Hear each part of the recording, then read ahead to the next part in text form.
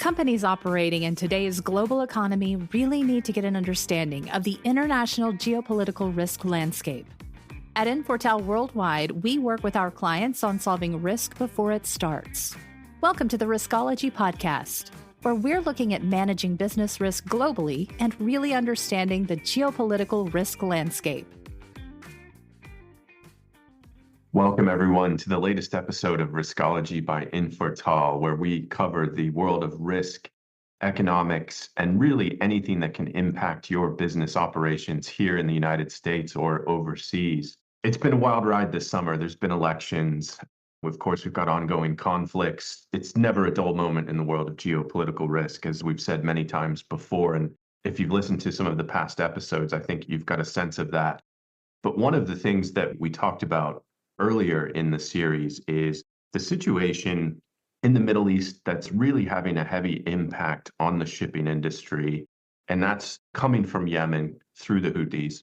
And it's really a significant problem that has not gone away throughout the course of this summer. And it really appears to be getting worse. I think we've seen even some recent quotes where as people are going back to renegotiate their insurance policies, the costs have basically doubled. I think we've seen war premiums going from about 0.4% of the vessel's value up to 0.8. That's just crazy. That's a staggering cost to incur. And so that's just the tip of the iceberg. So we thought we would take a deeper dive to really dissect what's going on in the region, but also talk about some of the complexities and some of the challenges just inherent in dealing with shipping and the supply chain today. So Ian, maybe you could give us a quick sort of synopsis of what's going on. If you look at the Gaza conflict, there's international dimensions to this that doesn't seem to be getting much attention. Everyone's sort of looking at human rights issues, arms shipments, that kind of thing, protests, Israeli efforts to get hostages. But this has become, I would argue, now a systemic problem as a result of this conflict globally because of the Houthis. So the Houthis are a Shiite group based in Yemen that is a client of Iran. They're basically an Iranian proxy. Even before the war broke out, you actually had tensions between the Saudis and the Houthis because the Saudis and Iran have had tensions for decades and decades at this point. But the Houthis started attacking shipping.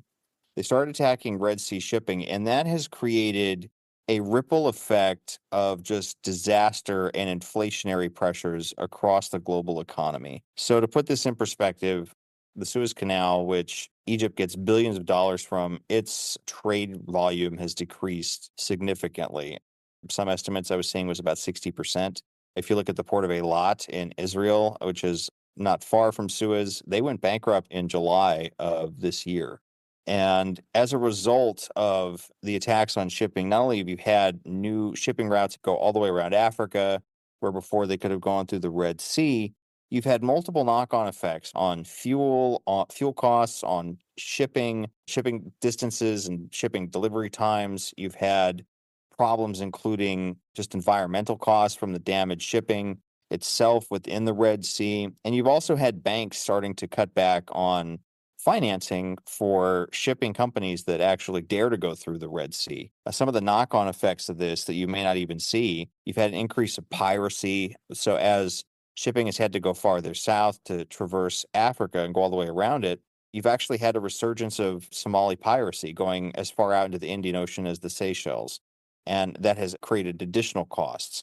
Between these things, you've had about 57 million Africans now pulled into a state of food insecurity between the inability of goods and services to actually go through the ports or job losses, and also damages to fishing and fisheries around East Africa's coast and the Red Sea coast. So it's a bad sort of horror story all around, and it's now a lurking systemic problem in the economy that no one's really talking enough about. Yeah, it really is having more of these knock-on effects that when we initially saw the problem going on in the region, there wasn't as much awareness in terms of what the overall impact would be. And unfortunately, I think Europe is feeling a lot of the pain in terms of the shipping times, that they're increased significantly because of the conflict. We've seen maps, and there's a few different organizations that have put together maps showing how the shipping channels and the shipping patterns have changed, with a lot more traffic going around the Cape now than in years past. And just to give you an example, one of the graphics shows that a shipment going from Doha to the United Kingdom, normally going through the normal routes, would take about 19 days. Now going all the way around the Horn of Africa, 34 days. So that's a significant increase in the time. And if you think about it, if you're a business, if you're a company that's dependent on those shipments coming through, that can throw off your operation significantly. Not to mention the costs with the increased travel, the increased distance, that requires more fuel. So indirectly, consumers are going to feel the pain at the end of the day. And I think we're seeing that in Europe. The economic pressures are there for a lot of different reasons. They're dealing with inflation just like we are, but this is adding significant pressure, which is being felt directly by consumers because of the types of goods that we're talking about here. I mentioned Europe as being significantly impacted. The US also feels the effects as well. It's much faster to go through the normal channels than it is to go all the way around the Cape. Yeah, well, there's also another aspect to this that relates to Europe that no one is really putting together, and it's really frustrating, especially when you look at diplomatic circles and sort of national security circles and NATO and just the way that the European countries and even the US are handling the war in Gaza and how it relates to the Houthis and everything else in the war in Ukraine. These wars are not separate. The Houthis are a proxy of Iran. They're attacking with sophisticated weapon systems, including UAVs, submersible UAVs, or USVs, I guess you would say. And these are produced and given to them by Iran. These are not like the Somali pirates where you had lightly armed, sort of small arms. These are heavily armed materiel that they're using. The group is just, it's nothing like anything that is really encountered traditionally in this part of the world. And Iran is an ally of Russia and its efforts in Ukraine. There's no way of really separating the two.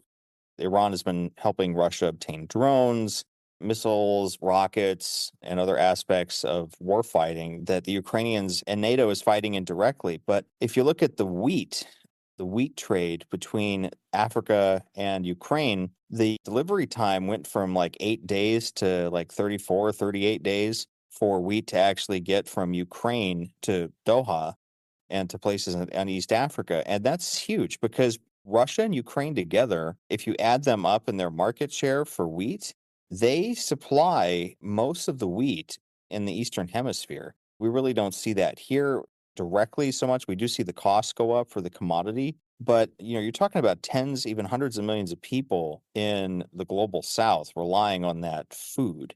And between the war in Ukraine and now the Houthis, you've had the Eastern Hemisphere sliced into two, where for about 200, we've had this integration for well over a century since Suez Canal opened, and now you just don't because of the attacks and just the overland issues between Russia and Europe. That stuff having to go all the way around Africa and around the Cape of Good Hope to get to the Indian Ocean and in East Asia and vice versa, that's putting a huge significant portion of the population at higher food costs. And that has an effect on inflation overall. So it's an economic weapon as well. Yeah, Russia can play that food card as well as Ukraine. And that relates to what's going on in the Middle East. These are not separate wars, even though in the West, you seem to sort of have different prime ministers, NATO and the president in the US treating them as different conflicts. They're really not. They're integrated. Yeah, that interconnectedness is so important. Even from a pure cost standpoint, we're seeing American adversaries basically exploit the situation. The ships are very targeted in these situations. So as an example, Chinese ships are not being hit.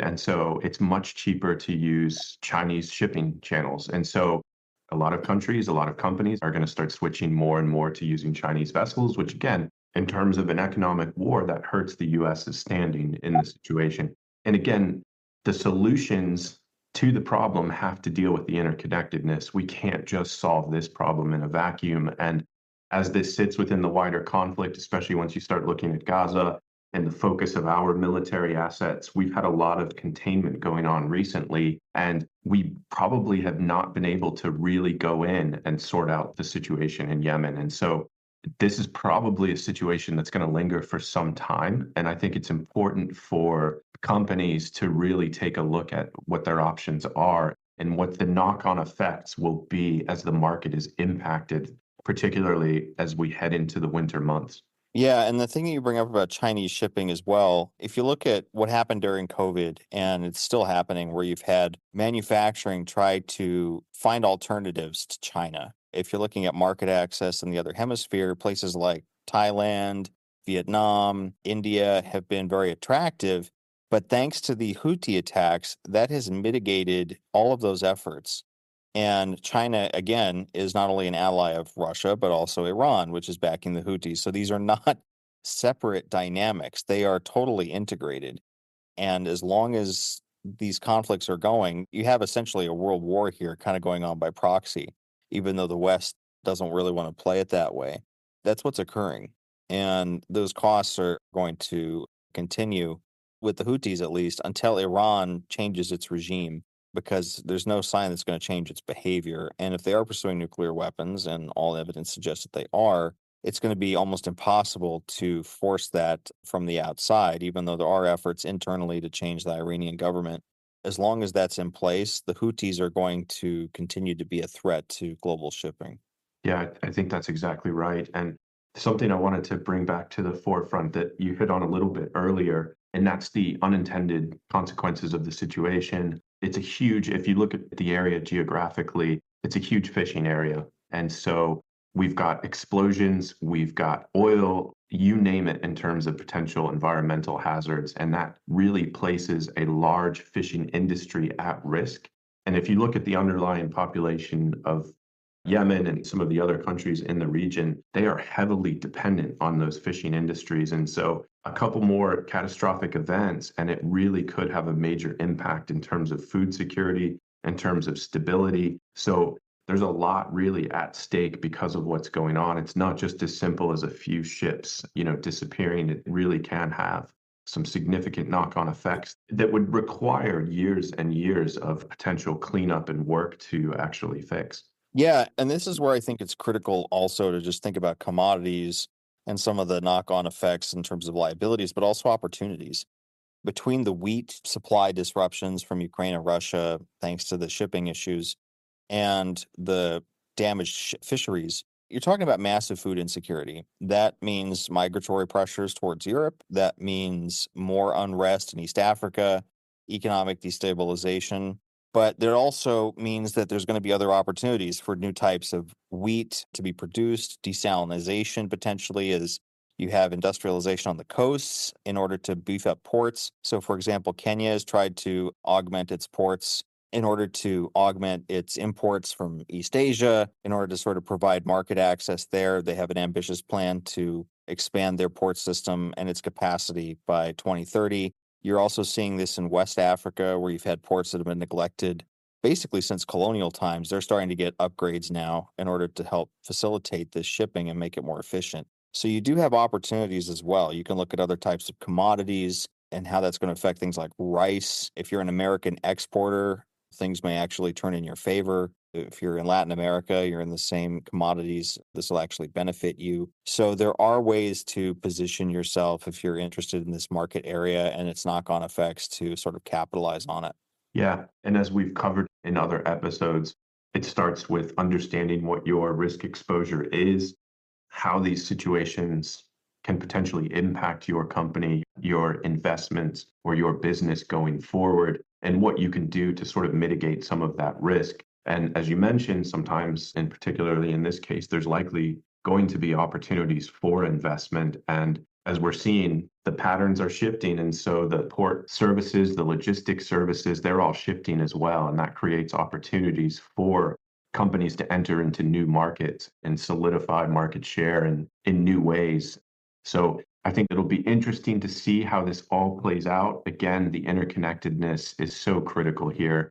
And so you can't look at this situation in a vacuum, but I think it's important to make sure that this sits on the radar as we look at closing out 2024. Yeah, and to sort of put the geopolitics back into the relief here of how this whole region is going to look. If you go back to September of last year, before the October 7th attack, you had conferences going on involving potential membership countries of the India, Middle East, Europe Economic Corridor, the IMEC. And what that would have done, and it will do if the geopolitics falls into place, is it will create a trade system from India up through the Gulf, Saudi Arabia, the Red Sea, up through Israel and into Greece and Italy and even France. And this economic corridor threatens China's Belt and Road Initiative because it would basically destroy China's plans to encircle India, and it would also make Iran redundant in terms of its relevance to the region economically, aside from oil. And that threatens both Chinese and Iranian interests. So it's not coincidental that the October 7th attack happened exactly when it did, shortly there after these conferences were taking place. And if the IMEC does fall into place, if Iran democratizes, which it could, you're looking at a whole new economic system that's going to include East Africa. You're looking at potentially a 2.0 version in this region of what East Asia was in the 90s and 2000s in terms of growth potential. And if you add Ukraine being rebuilt to this, you're looking at a massive boom in Eastern Europe, the Middle East, and parts of East Africa, where today they may look like completely risky markets that are just not worth it. That could change very, very quickly. And if you want first mover advantage, you need people on the ground, you need the intelligence. You want to capitalize on that so you can have first mover advantage. That's where the rubber hits the road where it comes to intelligence. Yeah, so important, particularly when looking at shifting markets and entering into new locations. That intelligence is definitely a critical component of figuring out your game plan to move forward. So that brings us to the end of this episode of Riskology. We hope you can tune in for more as we close out 2024. See you next time.